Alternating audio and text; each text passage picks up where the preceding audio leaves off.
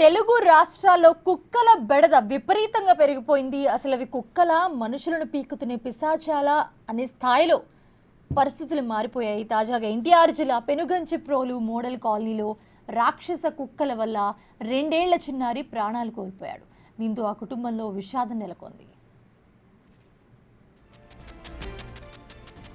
పెనుగంచిప్రోలులో కుక్కల బెడద తగ్గించేందుకు అన్ని చర్యలు చేపట్టామన్నారు ఆ గ్రామ సర్పంచ్ పద్మ.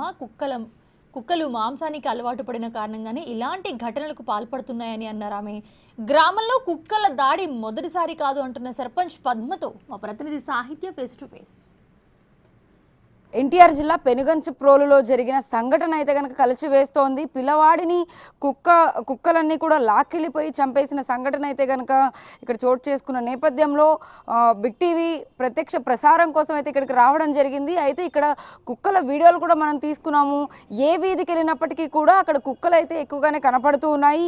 10-15 అనేసి కుక్కలు కూడా లాక్కెళ్ళాయి ఆ పిల్లోడిని బయటికి ఆడుకోవడానికో లేకపోతే వాళ్ళ తల్లి స్నానం చేయించడానికో బయటకు తీసుకొచ్చిన నేపథ్యంలో పిల్లవాడిని కుక్కలని లాక్కెళ్ళడం అతి అమానుషం అని చెప్పి గ్రామస్తులు కూడా వాపోతున్నారు.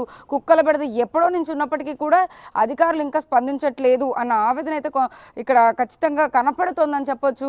అయితే మనం ఇక్కడ సర్పంచ్ మేడం ఉన్నారు, ఆవిడతో మాట్లాడే ప్రయత్నం చేద్దాం. అంటే ఇక్కడ ఈ ఊరిలో పెనుగంచిప్రోలులో గతంలో ఎన్నడూ జరగని విధంగా హిస్టరీలో అంతకుముందు ఎప్పుడూ కూడా ఒక ప్రాణం పోయిన పరిస్థితి అయితే లేదు. ఈసారి ప్రాణం పోయిన నేపథ్యంలో అయితే ఎలాంటి చర్యలు తీసుకోబోతున్నారు ఏంటని అడుగు.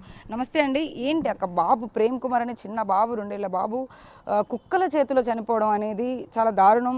దాని గురించి ఎలాంటి చర్యలు తీసుకోబోతున్నారు? ఇలాంటి సమస్య ఎప్పటి నుంచి ఉందండి అసలు పెనుగంచిప్రోలులో? ఇప్పుడు ఆ పసిపిల్లాడు ఏదైతే ఉన్నాడో ఆ బాబు చనిపోవడం చాలా చాలా బాధాకరం. ఏంటంటే నిన్న సాయంత్రం నేను కూడా వెళ్ళి వాళ్ళని పరామర్శించినప్పుడు ఆ తల్లి ఆవేదన చాలా బాధగా ఉంది. అలాగే ఆ పిల్లోడు ఎంత బాధ అనుభవించి చనిపోయాడో అనేది చూస్తే బాధ అనిపించింది.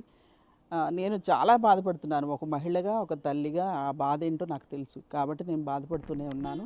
అయితే విషయం ఏంటంటే ఇప్పటికి 3 సార్లుగా కుక్కల్ని మేము పట్టించి వేరే ప్రాంతాలకి అంటే అటవీ శాఖ ప్రాంతాలకి తరలించడం జరిగింది. ఈ సంవత్సరం కూడా ప్రతిసారి జనవరిలో జరుగుతూ ఉంటుంది. ఈ సంవత్సరం కూడా చేయాలని నిర్ణయం అయితే తీసుకున్నాము. ఇంకా చేయలేదు. ఇక్కడ విషయం ఏంటంటే కుక్కలు ఎప్పుడూ ఉండే కుక్కలు ఏంటంటే ఇక్కడ అమ్మవారి టెంపుల్, పవిత్రమైన అమ్మవారి టెంపుల్ ఉంది. టెంపుల్కి నిత్యం వేలాది భక్తులు వస్తూ ఉంటారు. 8 అవతల తోటలు ఉన్నాయి, ఒక 25 తోటల దాకా ఉన్నాయి, మామిడి తోటలు. ఆ తోటల్లో వాళ్ళు ఏట మాంసం అదే ఏటలు కోళ్ళు తీసుకొని వచ్చి వాటిని కోసుకుని అక్కడే తినేసి మిగిలిపోయిన వ్యర్థాలన్నింటినీ బయటపడేసి వెళ్ళిపోతూ ఉంటారు.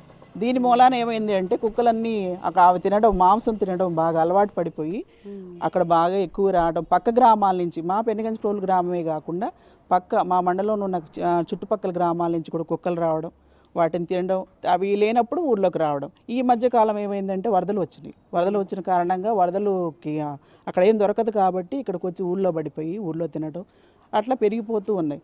ఎప్పుడు నిత్యం 3 సంవత్సరాల నుంచి చేస్తూనే ఉన్నాం. పట్టించుకోలేదు అనేది వాళ్ళు అంటున్నారు కానీ మేము 3 సంవత్సరాల నుంచి చేస్తూనే ఉన్నాం. కానీ చంపకూడదు కుక్కల్ని. పక్కకు తరలించడం మాత్రం అటవీ శాఖ ప్రాంతాల్లోకి తరలిస్తూ ఉన్నాం. చాలా ఖర్చుతో కూడుకున్నది అయినా కూడా మేము ఈ పని చేస్తూనే ఉన్నాం. థ్యాంక్ యూ అండి. సో అది పరిస్థితి. మొత్తం మీద ఏదైతే సంఘటన జరిగిందో దానికి సంబంధించి కూడా అధికారులు కూడా స్పందిస్తూ ఉన్నారు. ఇక్కడ పెనుగంచిప్రోలులో అయితే కనుక ఫ్యూచర్లో ఎలాంటి ప్రాబ్లం రాకుండా అయితే కనుక దానికి సంబంధించిన చర్యలు తీసుకోవడం పట్ల, అంటే పిల్లల విషయం కానీ లేకపోతే పెద్దవాళ్ళ విషయం కానీ కుక్కలు దాడి చేయకుండా ఉండేందుకు కానీ వాటి నివారణ కోసం కూడా, నివారణ అంటే వాటిని ఎటువైపైనా అటవీ శాఖ వైపు వదిలే విధంగా ఇక్కడ కుక్కలన్నింటినీ కూడా అటువైపు పంపించే విధంగా చర్యలు తీసుకుంటామని చెప్పేసి చెప్తున్న పరిస్థితి ఉంది. వీడియో జర్నలిస్ట్ కిరణ్తో సాహిత్య, బిగ్ టీవీ, విజయవాడ.